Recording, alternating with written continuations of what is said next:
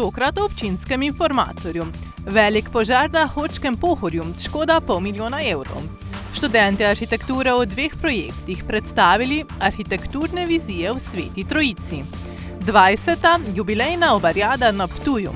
Krof ptujskih pekarn velja za najboljšega daleč naokoli. V Mariboru zaživela trgovina brezplačnih oblačil. Petra išče svojega sina. Lepo pozdravljeni. Na Mariborskem Pohorju je v ponedeljek popoldne izbruhnil požar v apartmajski hiši na območju Bolfenka. Gasilci so požar, ki je povzročil za $500 000 škode, pogasili v večernih urah. Dim, ki se je valil daleč naokoli, je dajal vedeti, da je prišlo do obsežnega požara. Zagorelo je v apartmajskem naselju na Hočkem Pohorju na območju Bolfenka. Požar je ob prihodu naših ekip bil že popolnoma razvit. Ta požar oziroma ogenj je že prebil, kot mi rečemo, to strešno kritino, to je, da je bil viden že od zunaj. Sam objekt na podstrešju je bil pa tudi že popolnoma v ognju. Na kraju je bilo 130 gasilcev iz 8 prostovoljnih gasilskih društev in gasilske brigade Maribor. Šlo je za zelo zahtevno intervencijo. To je ena izmed tistih okoliščin, ki nam pač otežuje intervencije, torej da nam voda zmržuje v teh zimskih časih na intervencijah. Pri samih spojkah ali pri gašenju v okolici, na sami strehi, ki je pol tudi veliko bolj nevarna sama hoja po strehi. Dodatne izzive je povzročala sama gradnja objekta. Objekt je montažne konstrukcije in ima vmesne prostore, v katerih se potem zadržuje ogenj, in ne pogasiš ognja, dokler ne odpreš vseh teh konstrukcij oziroma teh plasti, da priješ do samega žarišča, ki jih je pa seveda v takem primeru tudi več. Na srečo v požaru nihče ni bil poškodovan. V večernih urah pa so uspeli požar pogasiti. Požar je bil hitro pogašen, ampak potem pa tudi, oziroma je bil hitro lokaliziran. Sama dokončna pogasitev pač traja, to, kar sem prej omenil, da pač je treba vse odpirati in pa posamezno žarišče tudi pogasiti. Je pa v požaru nastala večja premoženjska škoda. V zadnjih informacijah se pri tem ni nihče poškodoval. Okrog 22. ure je gasilcem uspelo požar pogasiti. Nastala je večja premoženjska škoda, ki po nestrokovni oceni policistov znaša $500 000. V jutranjih urah smo danes pričeli z ogledom kraja in ugotavljanjem vzrokov za nastanek požara. Ogled je že zaključen z dosedanjim zbiranjem obvestil in po prvih ugotovitvah pa je tuja krivda za nastanek požara izključena. Policisti sicer nadaljujejo z zbiranjem obvestil. V Kulturnem domu Trojica so odprli pregledno razstavo arhitekturne vizije v Sveti Trojici. Razstava prinaša vpogled v arhitekturne projekte nastale v okviru študijskih in mednarodnih delavnic ter odpira vprašanja o premišljenih posegih. V projektih so sodelovali študenti ljubljanske fakultete za arhitekturo. Razstava arhitekturne vizije v Sveti Trojici prikazuje vsebine 2 projektov in razstav, mednarodne delavnice Povezani z vodo ter študijski projekti Arhitekturna identiteta, nastali v okviru rednega predmeta Fakultete za arhitekturo Univerze v Ljubljani v študijskem letu 2023-2024. Prvi sklop se ukvarja z intervencijami okrog čudovitega Trojiškega jezera. Gre za manjše intervencije v lesu z namenom aktiviranja tega prostora. Drugi del, to so pa študijski projekti, se pa ukvarja z vprašanjem lokalne identitete in vprašanjem aktivacije vsakdanjega prostora, tako individualnih parcel kot javnih programov, s katerimi bi lahko oživili celotno občino. Ljubljanska fakulteta za arhitekturo, občina Sveta Trojica in študentje so se tako lotili širšega območja, ne samo okolice Trojiškega jezera kot v prvem projektu. Opredeljevali smo celo naselje Osek, ki gre za območje starega motokrosa. Za vse tiste mogoče degradirane prostore, samo tehniko gradnje, materiali so se opredeljevali. V bistvu daje eno vizijo o tem, kako bi lahko Sveta Trojica izgledala leta 2030.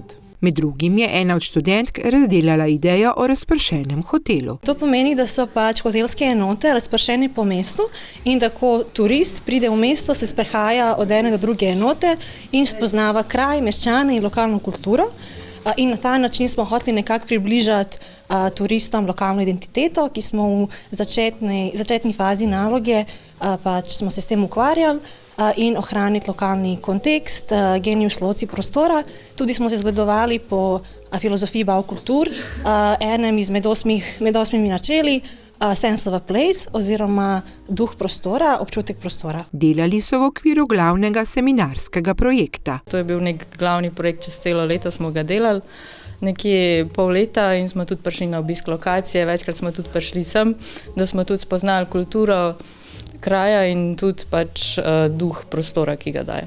Študentje so morali tako na terenu sami identificirati probleme. S pomočjo pogovorov, dela na terenu, konzultacij tako z vodstvom občine, kot tudi z prebivalci in predlagati tudi programske aktivacije, ne zgolj prostorske ali kot nekateri zmotno mislijo zgolj arhitekturnih oblik. Razstava bo odprta med 17. februarjem in 17. marcem 2025, vsak delovni dan med 10. in 18. uro. Lions Klub Ptuj pripravlja jubilejno 20. obariado, tradicionalni humanitarno-kulinarični dogodek, ki bo potekal v okviru kurentovanja. Na Novem trgu se bo v kuhanju obare pomerilo rekordnih 24 ekip. Več pa v prispevku. Lions Klub Ptuj se te dni pripravlja na jubilejno 20. obariado, humanitarno-kulinarični dogodek, ki jo v najstarejšem slovenskem mestu tradicionalno gostijo v času kurentovanja. Lions Klub Ptuj je bil ustanovljen pred 28 leti. To pomeni, da smo 8 let čakali na našo prireditev oziroma smo zbirali pogum, da smo prišli do prireditve, katero 20-letnico letos praznujemo. Lions Klub Ptuj je del velike družine leonistov v Sloveniji, distrikta 129, kar je glavni namen distrikta je pomoč vsem pomoči potrebnim in to je tudi naša največja naloga Lions Kluba Ptuj.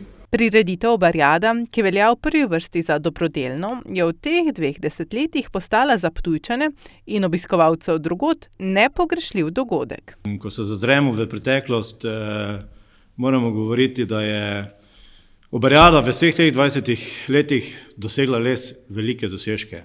Kajti ob tem, da je dvorišče pred Ptujsko kletjo zelo hitro postalo premalo, da smo se selili na dvorišče Minoritskega samostana, kjer smo upali, da bo to dovolj, ampak smo videli, da ne, tako da smo se pred 2 leti morali preseliti na ulice.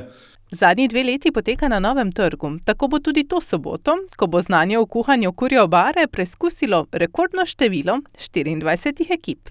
Prijatelji, ki radi pomagamo, to je moje geslo, tako se je vse skupaj tudi začelo z obariado, vendar je bilo potrebno, če hočemo nekomu pomagati, mi moramo priti do denarja in nekako se je porodila misel, da bi v Ptuju, ne slučajno, ker imamo Perutnina Ptuj, lahko skuhamo piščančjo obaro in to je takrat, se bi rekel, z negotovimi koraki tudi začelo, čeprav so že v samem začetku k projektu pristopile resne firme, ki sodelujejo še danes. Obariada je namreč s prvotnih 800 obiskovalcev zrasla že na 8000.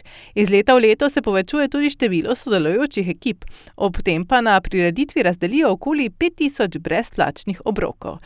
Sredstva za humanitarne namene prispevajo tako obiskovalci kot sodelujoče ekipe, material za pripravo hrane in vinsko kapljico pa prispevajo lokalna podjetja. Seveda je pa čar vsega tega dogodka tudi in pa zakaj se vsi tudi zelo radi udeležijo tega, da izberemo iz vseh teh obar tudi najljubšo, najboljšo. Zato bo poskrbela letos ocenjevalna komisija. Na sobotnem dogodku bodo tako izbirali najboljšo med 24 obarami. Organizatorji pa bodo ob tem zagotovili še dodatnih 400 litrov omenjene jedi. Ocenjujejo, da bodo letos s tem lahko zagotovili celo več kot 6000 obrokov. Vsako leto, ko se približuje pust, se v ptujskih pekarnah začne prava akcija. Krofe delajo 24 ur na dan. Pekarna ima kapacitete, da vsak dan speče neverjetnih 65 000 krofov. V samem srcu Ptuja, na Rogozniški cesti 2, stoji zgradba, ki že več kot 70 let nosi slastno tradicijo pekarstva. Skozi njihovo proizvodnjo nas je popeljala Sabina Pišek, tehnologinja z impresivnimi izkušnjami, ki je s ponosom predstavila, kaj vse je potrebno za pripravo priljubljenih krofov, ki osvajajo srca mnogih. Vedno se začne pri nas povečano cvrtje krovov od svečnice naprej. In sicer lani smo nekako odsvrli 680 tisoč, letos pričakujemo milijon, če bo uspelo, če pa tudi ne bo, pa bomo naslednjo leto imeli. Vsako leto, ko se približuje pust, se v ptujskih pekarnah začne prava akcija. Krofe delajo 24 ur na dan. Pekarna ima kapacitete, da vsak dan speče neverjetnih 65 tisoč krofov. Najprej seveda zamес samega testa, kjer se dajo surovine. Surovine bom rekla, da imamo kvalitetne, imamo slovensko moko, potem imamo jajca, tudi slovenska, od jate, seveda sladkor notri, olje imamo od Gea, tako da čim bolj izbiramo slovenske dobavitelje. Začne se torej tako, da se zamesi. Pa te damo led tudi, ne? Zakaj? Da se testo ne presegrene, ne? Ja, ker dolgo mešamo. Pa kvas gotovo, ne? Ja, no, kvas tak ali tak, ja. To so tako osnovne sestavine, ne, tako da načeloma tak isti postopek, kot doma skoraj, ne, tako da, ja. Ampak zakaj so vaši boljši kot doma? Ja, ne vem, ker delamo z srcem. Da se testo za krofe dobro zamesi, se gnete tudi po 20 minut. Potem polaganje na pekače in iz pekača potem gre na fritezo. Najprej še na vzhajanje seveda, kjer pač pospešimo vzhajanje, da imamo pač komore vzhajalne, da pač hitrejši postopek teče. Potem, ko je krov pravilno vzhajan, pa se gre na cvrtje. Krofi so v fritezi okoli 10 minut, avtomatsko jih naprava tudi obrne. Dela je ogromno in dela ogromno pridnih rok. Kar veliko, ker to ni samo tu delo, ne, še potem pakiranje, še potem izdelava embalaže, potem še sortiranje vsega tega po kupcih, tako da okrog 25 ljudi dodatno še dela samo na krofih. In kje vse najdemo njihove krofe? Glavni naš kupec so trgovine Jager, torej vse posod, kjer so trgovine Jager, se dobijo naši ptujski krofi. V tem pustnem času jih prodajamo tudi sveže, tople krofe, ne sveže, ampak tople v naši pekarni. Imamo prav eno tako posebno okence, čez katero se pač prodaja. Mislim, da 12 ur, da prodajamo krofe. Raznolikost ponudbe zagotavlja, da vsak lahko najde nekaj zase. Letos so pravi hit pistacijini krofi. V ptujskih pekarnah prilagajamo se glede mode. Delamo ogromno krofov še z drugimi nadevi. Osnova je naš ptujski krof. Ostalo pa nadevi so pa različne. Bom pa rekla, da letos je pa najpopularnejši je pistacijin krof. In sicer notri je s pistacijevim nadevom in s čokolado Blit in z naribano pistacijo. Drugače pa imamo še zdaj v ponudbi 3 mušketirje, kjer imamo naše stare krofe. Vaniljev krof za čokolado, to je en izmed najstarejših krofov pri nas. Potem je z lešnikovo kremo in pa glaziran krof, kjer je noter marelična marmelada, gor pa čokolada in kokos. Sicer pa imajo na voljo tudi takšne z borovničevim nadevom in višnjevim. Naše slaščičarke delajo posebni krof, kjer je prerezan, noter je višnjev nadev, vaniljeva krema in smetana in lepo dol pokrit, res. Vse, ki jih srečamo med ogledom proizvodnje, delo res opravljajo s srcem in ljubeznijo. In očitno je to trik do odličnosti samega okusa. Naši krofi so tako najboljši. Bom rekla, da so letos tudi dobil zlato medaljo pri ocenjevanju pri gospodarski zbornici. In sicer najboljši, jaz bi rekla, da so same surovine, ki jih naredimo in seveda zaposleni, ki te peki oziroma slaščičari, ki te krofe izdelujejo. Da imajo toliko volje, toliko res srca pustijo to, da so res krofi najboljši. Krof iz ptujskih pekarn ni le sladica, temveč prava tradicija, ki združuje kakovost, skrbno izbrane sestavine in predanost zaposlenih. Vsak grižljaj odraža dolgoletne izkušnje in ljubezen do pekarskega mojstrstva, kar jih upravičeno postavlja na vrh med najboljšimi krofi daleč naokoli. Na Koroški cesti v Mariboru je zaživela prva brezplačna trgovina z oblačili, ki pomaga socialno ogroženim. Obiskali smo jo in spoznali, kako projekt iz roke v roko pomaga ustvarjati bolj povezano skupnost. V Mariboru je pred kratkim zaživela prva brezplačna trgovina z oblačili, imenovana Iz roke v roko. Celi koncept našega free shopa, brezplačna trgovina, je, da se ustvari videz trgovine, ki izgleda v bistvu čist isto kot vsaka druga trgovina, v kateri imamo oblačila izpostavljena tako kot v drugih trgovinah, torej na stojalih, na poličkah, tudi imamo oblačila z etiketami, tudi imamo pač blagajno, ki zdaj ne izgleda kot blagajna. Imamo tudi vrečke, v katere zapakiramo vsa oblačila. Tisti, ki pridejo, se tako ne počutijo neprijetno. Ustanoviteljica projekta, študentka Vanila, je navdih za trgovino dobila v seriji Made, kjer je podobna trgovina predstavljena kot prostor, ki odstrani stigmo socialne pomoči. Da ne čutijo sram in da se ne čutijo, kot da prosijo za pomoč, ampak v bistvu, da pridejo nekje, kjer se počutijo sprejeto in da brez sramu lahko si bilo kaj vzamejo. Za to, da trgovina funkcionira tako kot mora, skrbita dve osebi. Dela za tem je veliko, pravzaprav veliko prostovoljnih ur, ki jih vložimo v to. Veliko je sortiranja, pobiranja, pripravljanja, še preden pridejo stvari do trgovince.